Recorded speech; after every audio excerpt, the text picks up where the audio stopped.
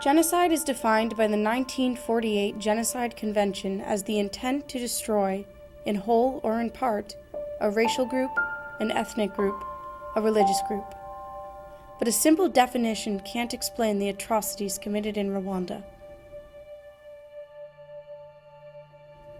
These baskets are a Rwandan tradition, techniques and ideas passed down through the generations. Rwandan society is traditional, conservative, close-knit like this basket.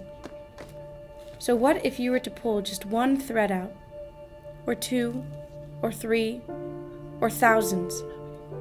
It would fall apart. This was the purpose of rape in the 1994 Rwandan genocide. Rebecca Tinsley is a journalist and human rights activist who founded Waging Peace and Network for Africa. Rape is absolutely central when you are trying to conduct a genocide because it goes at all the roots of a society. It's like you're ripping up the family, you're making it so difficult for the woman to continue to function with any kind of dignity. And that's why it's used again and again and again. You know, rape is not as simple as we may look at it. It is something that is designed to take away your dignity, to take away your humanity. And the purpose of that rape was to kill these women slowly. Rape has been used as a weapon of war for centuries, but it was only in 1992 that the UN Security Council declared it to be a war crime. When I interviewed women in Bosnia, they told me the men who raped them would say to them, the first genocide is when we kill your men. The second genocide is when we rape you and we destroy the society that you live in.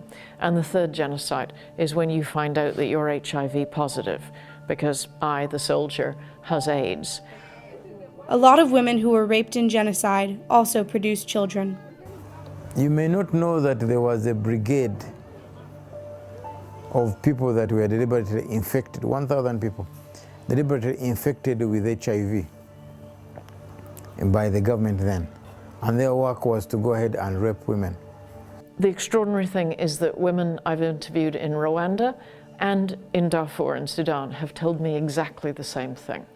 So it's as if somebody somewhere is producing a playbook for how you conduct a genocide, and they're all following by these disgusting rules.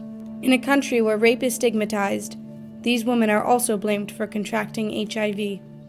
Then until 2004, the women who had been raped during the genocide were not getting medical treatment.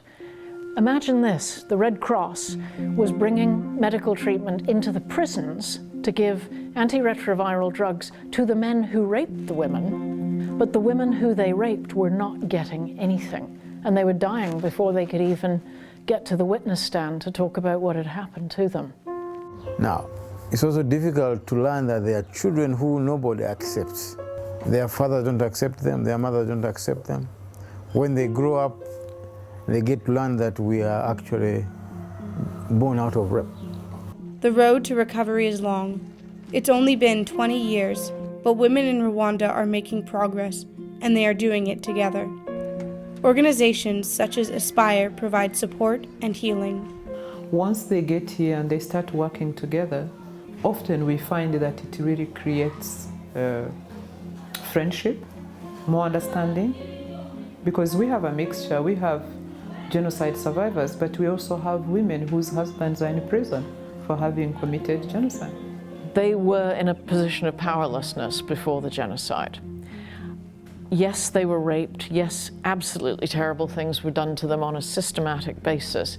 Yes, they now have to bear the burden of the healing. But in an odd kind of way, women have now, because the country was taken absolutely to year zero, women are now in a more advantaged position than in many other African countries that didn't go through that trauma, because they are being given opportunities that they certainly wouldn't have been given before the genocide.